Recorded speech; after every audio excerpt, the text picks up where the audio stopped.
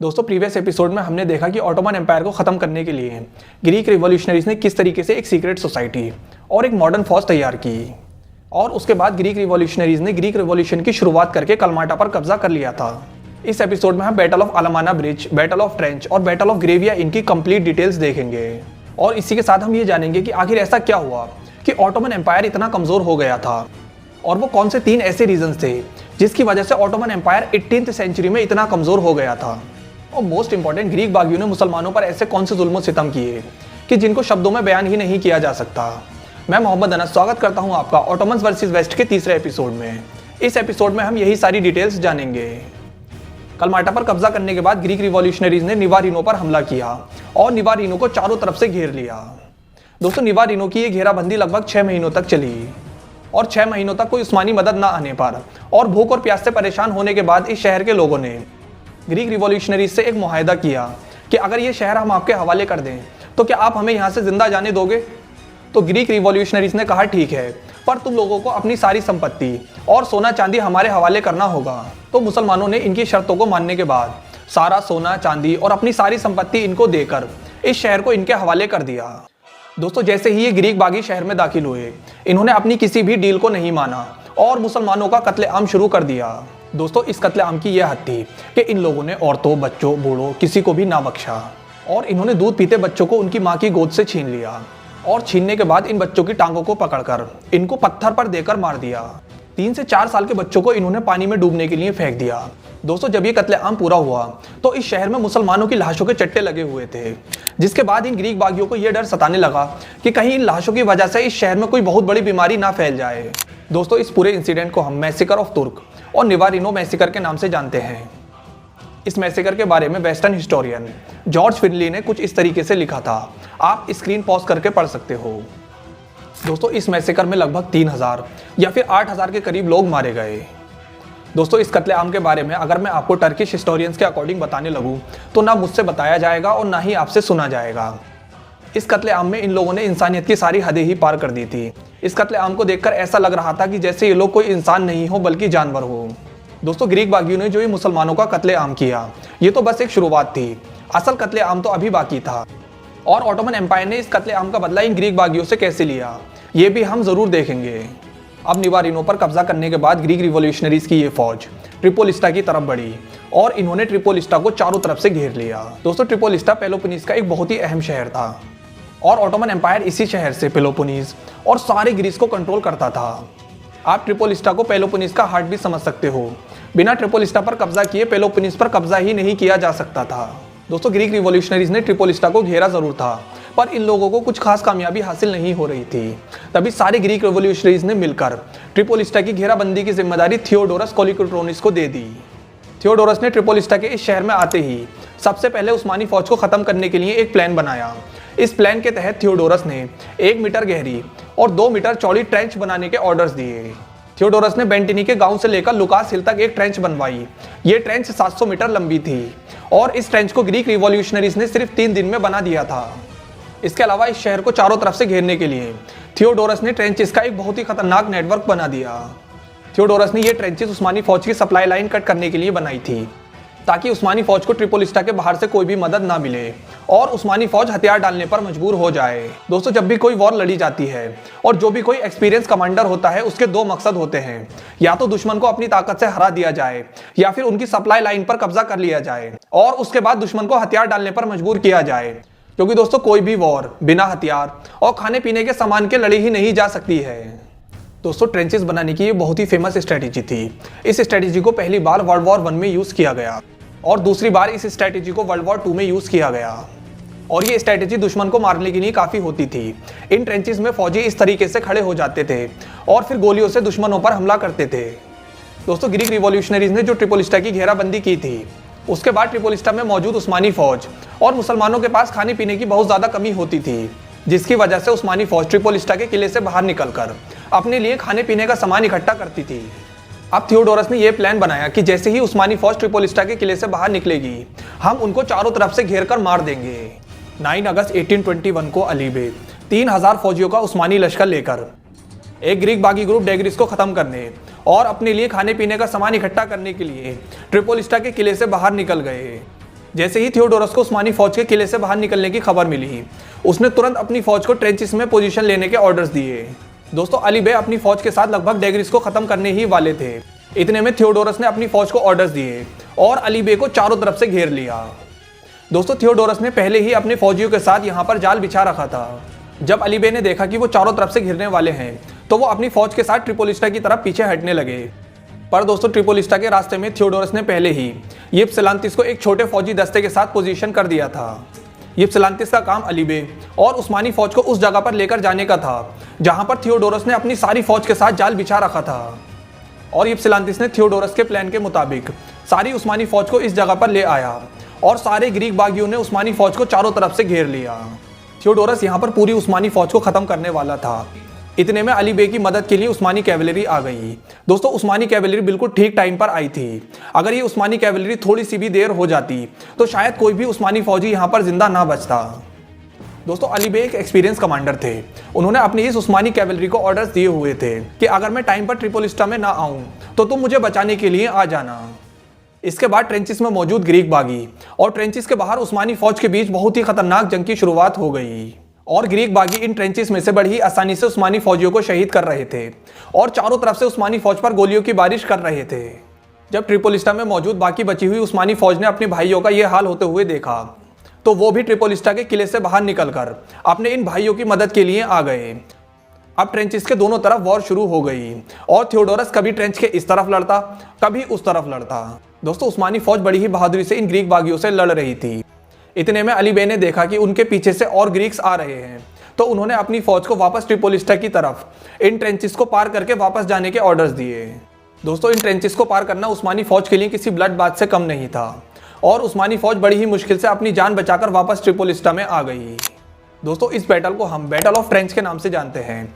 इस बैटल में 400 या फिर 900 के करीब उस्मानी फौजी शहीद हुए।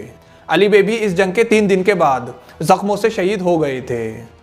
कुछ टर्किश हिस्टोरियंस के अकॉर्डिंग लगभग सारे उस्मानी फौजी इन ट्रेंचेस को पार करते हुए शहीद हो गए थे। बैटल ऑफ ट्रेंच के बाद उस्मानी फौज ने लगभग अपने सारे खाने पीने के सामान और अपनी बाकी सारी सप्लाईज को खो दिया था।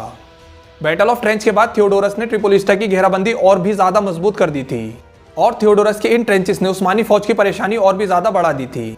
लेकिन दोस्तों, क्या आपने सोचा है कि एक बड़ी और मजबूत उस्मानी फौज अपने लोगों और अपने शहरों को बचाने के लिए क्यों नहीं आई? इसका जवाब है अली पाशा की बगावत। दोस्तों, अली पाशा पेलोपोनीस और सारे ग्रीस के गवर्नर थे और इन्होंने ऑटोमन एम्पायर के खिलाफ बगावत कर दी थी और ऑटोमन एम्पायर की मेन और ताकतवर फौज मोरिया के नए गवर्नर हुरासिद पाशा के अंडर में अली बे के साथ जंग कर रही थी। लेकिन दोस्तों, अब एक सवाल यह है कि आखिरकार एक मामूली सा गवर्नर इतना ताकतवर कैसे हो गया कि वो अपने आप को सुल्तान बनाने और अपनी एक रियासत कायम करने के ख्वाब देख सके? ऐसा नहीं था कि सिर्फ पेलोपोनीस में ही ऑटोमन एम्पायर के खिलाफ बगावत हो रही थी, एनातोलिया और मिडिल ईस्ट में भी ऑटोमन एम्पायर के खिलाफ बगावत हो रही थी। आखिर ऐसा क्या हुआ और वो कौन से ऐसे रीजंस थे जिसकी वजह से 18th सेंचुरी में ऑटोमन एम्पायर इतना ज्यादा कमजोर हो गया था? दोस्तों, इस सिचुएशन को हम decentralisation of the Ottoman Empire के नाम से जानते हैं, यानी ऑटोमन सुल्तान की ताकत सल्तनत की रियासतों पर से धीरे धीरे कम होना या फिर खत्म होना। ऑटोमन एम्पायर की इस डिसेंट्रलाइजेशन के 3 मोस्ट इंपॉर्टेंट रीजंस थे। Number 1, Malkani system. Malkani system ने ऑटोमन एम्पायर को सबसे ज्यादा कमजोर किया। दोस्तों, इस सिस्टम ने ऑटोमन एम्पायर के टुकड़े टुकड़े किए। लोकल गवर्नर और आयंस अपने इलाकों को अपने अकॉर्डिंग चलाने लगे। दोस्तों, इस सिस्टम में पूरे ऑटोमन एम्पायर में मौजूद जो भी ज़मीनें थी, उन ज़मीनों को ऑटोमन एम्पायर ने लोकल गवर्नर और आयंस को ज़िंदगी भर के लिए देना शुरू कर दिया। इस सिस्टम में होता यह था कि ऑटोमन एम्पायर को जिस किसी ज़मीनों का भी ऑक्शन कराना होता था तो वो उस ज़मीनों के लिए बोली लगवाते और जो भी लोकल आयन उस ज़मीन में इंटरेस्टेड होता वो बोली लगाता और जिस किसी आयन की भी बोली सबसे ज़्यादा होती वो ज़मीन उस आयन को दे दी जाती। इन ज़मीनों में गाँव और शहर भी शामिल होते थे और वो आयन इन ज़मीनों का ज़िंदगी भर के लिए मालिक बन जाता और वो इन ज़मीनों पर से अपने मुताबिक टैक्स कलेक्ट करता और बदले में वो सुल्तान को एक फिक्स्ड अमाउंट देता जो भी उसने सुल्तान के साथ इन ज़मीनों को किराए पर लेते वक्त तय किया था। और धीरे धीरे ये आयंस ऑटोमन एम्पायर में मौजूद सारे लोगों से ज़बरदस्ती ज़्यादा टैक्स वसूल करने लगे। इसके अलावा ये लोग ऑटोमन एम्पायर से भी टैक्स की चोरी करने लगे। दोस्तों, आप ज़रा सोचिए, किसी भी शहर और देश को चलाने के लिए पैसा और फौज की ज़रूरत होती है। जब सुल्तान ने इन लोगों को टैक्स कलेक्ट करने का इख्तियार दे दिया तो ये लोग फाइनेंशियली इंडिपेंडेंट हो गए और उस पैसे से ये लोग अपनी एक फ़ौज बनाने लगे। जिससे हुआ ये कि ऑटोमन एम्पायर धीरे धीरे टुकड़ों में बढ़ गया और ये लोग अपने मुताबिक अपने इलाकों को चलाने लगे। इस सिस्टम का सबसे खतरनाक इफेक्ट इजिप्ट, लीबिया और बल्कान में साबित हुआ। ऑटोमन एम्पायर की ये 3 बड़ी रियासतें लगभग इंडिपेंडेंट हो गई थी और इन रियासतों के पास अपनी ही एक ताकतवर फौज थी। और इजिप्ट के मोहम्मद अली तो इतने ताकतवर हो गए थे कि ये लगभग इस्तांबुल पर ही कब्जा कर लेते, पर ऐसा हो नहीं पाया था। मोहम्मद अली की बगावत को हम किसी और वीडियो में डिटेल में देखेंगे। और दूसरा मोस्ट इंपॉर्टेंट रीजन था ऑटोमन सुल्तानों ने अपनी सल्तनत का इख्तियार अपने वजीरों के हवाले कर दिया और ऑटोमन सुल्तान खुद अपने हरम में लग गए, जिसकी वजह से सल्तनत में करप्शन बहुत ज़्यादा बढ़ गया था। इसके अलावा जानिसारिस की ये फौज वक्त के हिसाब से आउटडेटेड हो गई थी। जो भी कोई सुल्तान इनके खिलाफ कोई काम करना चाहता, ये उस सुल्तान को मार देते। दरअसल जानिसारिस के कुछ अमीर ऑफिसर्स ने इस मलकाने सिस्टम में ज़मीनें खरीदना शुरू कर दी थी। तो इस तरह से जानिसारिस फौज से बाहर निकलकर पॉलिटिकली भी ऑटोमन एम्पायर को कंट्रोल करने लगे। तो अब जरा सोचिए कि जानिसारिस की ताकत कितनी ज़्यादा बढ़ गई होगी कि जानिसारिस के कुछ बड़े ऑफिसर्स उस्मानी फौज को तो कंट्रोल करते ही थे, इसी के साथ अब वो ज़मीनों को भी कंट्रोल करने लगे। तो इस तरह से 18वीं सेंचुरी के मिड में आते आते उस्मानी सुल्तानों की ताकत लगभग ख़त्म हो गई थी। पर सुल्तान महमूद सेकंड ने दोबारा सल्तनत का इख्तियार अपने हाथों में लेने के लिए ऑटोमन एम्पायर में बहुत सारे नए चेंजेस किए और जानिसारिस की इस फौज को भी ख़त्म करके एक नई उस्मानी फौज भी बनाई। सुल्तान महमूद सेकंड ने दोबारा ऑटोमन एम्पायर को रीसेंट्रलाइज किया, यानी सल्तनत का इख्तियार इन लोकल आयंस से वापस लेकर सुल्तान ने दोबारा अपने हाथों में ले लिया। सुल्तान महमूद सेकंड को हम रिफॉर्मिस्ट के नाम से भी जानते हैं। Sultan Mahmud second Persian empire, Ali Bey, Greek revolutionaries इन सबसे एक साथ जंग लड़ रहे थे। सुल्तान महमूद सेकंड के इन कामों ने मॉडर्न तुर्की की नींव रखी। अगर आप सुल्तान महमूद सेकंड के बारे में और भी डिटेल में जानना चाहते हैं तो आप मुझे कमेंट्स में जरूर बताइए। और तीसरा मोस्ट इंपॉर्टेंट रीजन था यूरोपियंस। दोस्तों, यूरोपियंस ने ऑटोमन एम्पायर के साथ ट्रेड करना बिल्कुल खत्म कर दिया था और ये लोग पानी के रास्ते से अमेरिका, इंडिया और अफ्रीका से ट्रेड कर रहे थे, जिसकी वजह से ऑटोमन एम्पायर का ट्रेड रेवेन्यू बिल्कुल खत्म हो गया था। यूरोपियंस ने एक काम और किया, इन्होंने चीप सिल्वर अमेरिका से लाकर ऑटोमन एम्पायर में बेचना शुरू किया, जिसकी वजह से ऑटोमन एम्पायर की करेंसी की वैल्यू बहुत ज्यादा कमजोर हो गई थी। दोस्तों, ये 3 मोस्ट इंपॉर्टेंट रीजंस थे जिसकी वजह से ऑटोमन एम्पायर 18वीं सेंचुरी में इतना ज्यादा कमजोर हो गया था। जब हुर्शिद पाशा को पता चला कि पेलोपोनेस में सिचुएशन आउट ऑफ कंट्रोल होती जा रही है, तो उन्होंने 8000 फौजियों का उस्मानी लश्कर उमर विरियोनी की लीडरशिप में दिकोस को खत्म करने और ट्रिपोलिस्टा को बचाने के लिए भेज दिया। दोस्तों, दिकोस ने रुमेलिया में आतंक मचा रखा था। दिकोस उस्मानी किलों पर हमला करके उनमें लूटमार कर रहा था। इसी के साथ दिकोस ने तुर्कों का रुमेलिया में जीना दुश्वार कर रखा था। अब जैसे ही दिकोस को उमर विरियोनी के इस लश्कर का पता चला, तो उसने अपने 1500 ग्रीक रिवॉल्यूशनरीज के साथ अलमाना के इस ब्रिज पर कब्जा कर लिया और इस पूरे इलाके में चारों तरफ जाल बिछा दिए कि जैसे ही उस्मानी फौज इस ब्रिज को पार करेगी, हम उनको चारों तरफ से घेर कर खत्म कर देंगे। दिकोस खुद अपनी फौज के साथ अलमाना के ब्रिज पर घात लगाए खड़ा था। वहीं उसने अपने 2 फौजी यूनिट्स को आसपास छुपा दिया। दोस्तों, उमर विरियोनी भी एक एक्सपीरियंस कमांडर थे। उनको इन ग्रीक बागियों से लड़ने का अच्छा एक्सपीरियंस था और उमर विरियोनी को कहीं ना कहीं अंदाजा था कि इन ग्रीक बागियों ने जाल बिछाए होंगे। तो उन्होंने अपनी स्काउटिंग पार्टीज यानी छोटे फौजी दस्ते जिनको जासूसी में महारत हासिल थी, उनको भेजकर पता लगा लिया कि दिकोस ने अपनी फौज को कहां कहां छिपा रखा है। तो उमर विरियोनी ने अपनी फौज को 3 हिस्सों में बांट दिया। वो एक बड़े फौजी दस्ते के साथ अलमाना के ब्रिज पर दिकोस से लड़ने के लिए चले गए। वहीं उन्होंने अपने 2 फौजी दस्तों को दिकोस की बाकी फौज से लड़ने के लिए भेज दिया।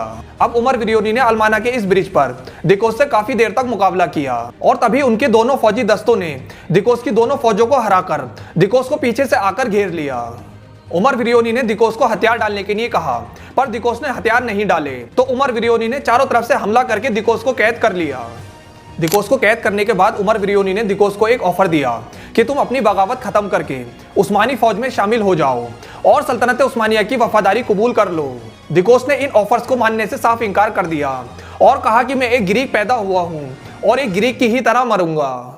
दिकोस का यह जवाब सुनने के बाद उमर विरियोनी ने उसको, तुर्कों और बाकी लोगों को मारने के इल्जाम में कत्ल कर दिया। दिकोस के इस कत्ल ने पूरे ग्रीक में एक चिंगारी की तरह आग लगा दी और अब ऑटोमन एम्पायर के खिलाफ पूरे ग्रीक में और भी बड़े लेवल पर बगावतें होने लगी। दोस्तों, उमर विरियोनी और दिकोस के बीच इस जंग को हम बैटल ऑफ अलमाना ब्रिज के नाम से जानते हैं। अब उमर विरियोनी अपनी इस फतह के बाद ट्रिपोलिस्टा को बचाने के लिए पेलोपोनेस की तरफ बढ़े।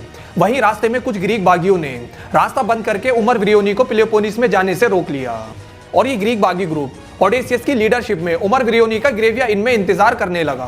ओडेसियस ने ग्रेविया इन को चारों तरफ से बंद करके बस अंदर आने का एक रास्ता छोड़ा था ताकि उस्मानी फौज इस रास्ते से ग्रेविया इन में दाखिल हो और ओडेसियस के जाल में फंस जाए।